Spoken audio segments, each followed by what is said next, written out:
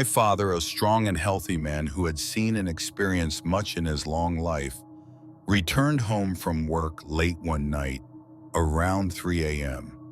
I didn't recognize him when he stepped through the door. He was pale as a ghost, his hands trembling slightly as he tried to take off his boots. His face was etched with anxiety, even fear. I wouldn't have been too surprised to see him like this 7 years ago, when he first started his rather peculiar job. He works at Blackwood Crematorium, a small facility on the outskirts of our town, Hollow Creek. Over the years, he's seen all sorts of things. He's grown accustomed to the tears and grief of people. In the beginning, he would often come home almost in tears himself, sitting at the table, downing a shot of whiskey, and recounting how he had cremated a child or describing the faces of grieving relatives, their empty stares and eyes fixed on the floor, as if they had cried all their tears for years to come. He shared in the sorrow of the bereaved, and what he feared most was looking through the small viewing window of the massive furnace where the coffins were consumed by flames. But, as they say, people can get used to almost anything, and my father was no exception. Cremating people became routine for him, like a chef preparing dishes in a restaurant or a mechanic fixing a car. I won't go into how or why he ended up with this job, but let's just say it was due to circumstances. So he comes home in the middle of the night, and I was still awake, so I saw him in this state. "Dad, what happened?" He glanced at me briefly, finally took off his boots, and silently walked to the kitchen. "Everything's fine," he muttered under his breath. "Everything's fine." "Dad, come on, I'm not stupid. Did something happen at work?" Realizing he couldn't fool me, he finally spoke. "I don't even know how to describe it." He grabbed a bottle of whiskey from the cupboard, poured a full glass, and downed it in one gulp, wiping his mouth with his sleeve. I should mention that he rarely drank after work these days, unlike in the early days when he started this job. My mom and I knew that if he came home and reached for the bottle, something was wrong. She woke up shortly after, as if sensing something was off. "Why are you so late?" she mumbled sleepily, walking into the kitchen. He wanted to say something but didn't know where to start. His eyes darted around and his words stumbled. Mom, now fully awake and seeing him like this, grew visibly nervous. "What's wrong with you? You look like you've seen a ghost." Noticing the bottle on the table, she finally understood that it was work-related. But as he began to recount what he had experienced that night, it became clear that work-related problems was a massive understatement. "A woman came in today," he began. "She had booked everything in advance over the phone as usual, and showed up in person today, completely broken by grief. Her daughter had died. I didn't ask for details, but from what Mr. Grayson, the director, said, it was cancer. A young, beautiful girl with her whole life ahead of her.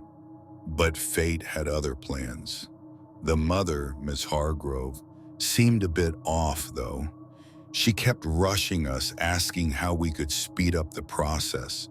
We explained that once all the paperwork was done, we'd proceed. My job is just to press buttons and adjust the temperature. What could I tell her? I don't make the decisions here. But she was in such a hurry, as if she needed her daughter cremated immediately. She even offered me money, but I refused. My steady paycheck is worth more than a one-time bribe." She looked at me in a way that made my skin crawl. I can't even describe it. She turned around and left, slamming the door so hard it nearly came off its hinges. My colleague Jerry just shook his head, pointing at his temple as if to say she was crazy. Later, Mr. Grayson came in and told us the paperwork was sorted, and the girl's body would be brought in by evening. Jerry asked if there would be a funeral or any kind of service, but Mr. Grayson said Ms. Hargrove had declined everything. She had already chosen a burial spot. Strange, isn't it? Not even a Christian burial. When the body arrived, it was in a simple wooden crate, barely holding together. It reeked of decay. We're supposed to check the bodies before cremation, but the crate was nailed shut. I told Ms. Hargrove I needed to open it to verify the contents, but she insisted they had already said their goodbyes. She was in such a rush to get rid of the body, as if she was hiding something. We finally pried it open, and the stench was overwhelming. The girl's body was already decomposing in places, especially her legs and abdomen. It didn't make sense. The death certificate said she had died just the day before. How could she be decomposing so quickly? We loaded the crate into the furnace, and I stepped outside for a smoke. Jerry doesn't smoke, so he stayed inside. A few minutes later, he came running out, pale as a sheet. "There's something wrong," he said. I heard screaming from inside the furnace. I laughed it off, thinking he was joking, but he was dead serious. We went back inside, and I looked through the viewing window. The coffin was charred, but the flames had died down, and the furnace's gas supply had automatically shut off. I tried to restart it, and the flames roared back to life. But then I saw something. The girl's hand twitched. I thought it was my imagination, but when the furnace shut down again, I saw her face staring back at me through the window. It wasn't her face anymore. It was something monstrous, charred and featureless, with a gaping black void where its eyes and mouth should have been. Inside that void, I could see things writhing, like worms or insects. Jerry and I tried to run, but the doors were locked. We hid in a storage room, barricading the door with whatever we could find. We heard heavy, shuffling footsteps outside, and when we finally mustered the courage to leave, we saw it, the thing lurking in the hallway.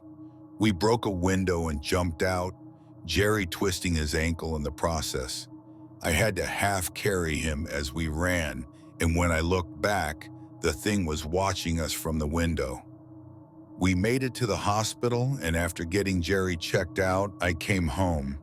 I showed my family the photo I took of the thing in the furnace. They were horrified.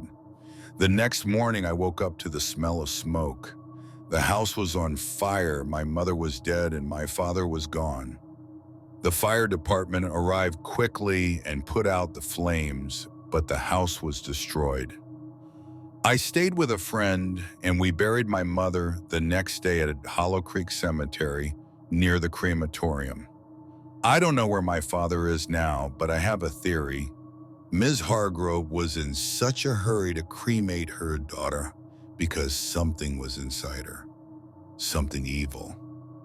When the body was reduced to ashes, that thing escaped, and now it's out there, possibly inside my father, waiting to unleash something terrible.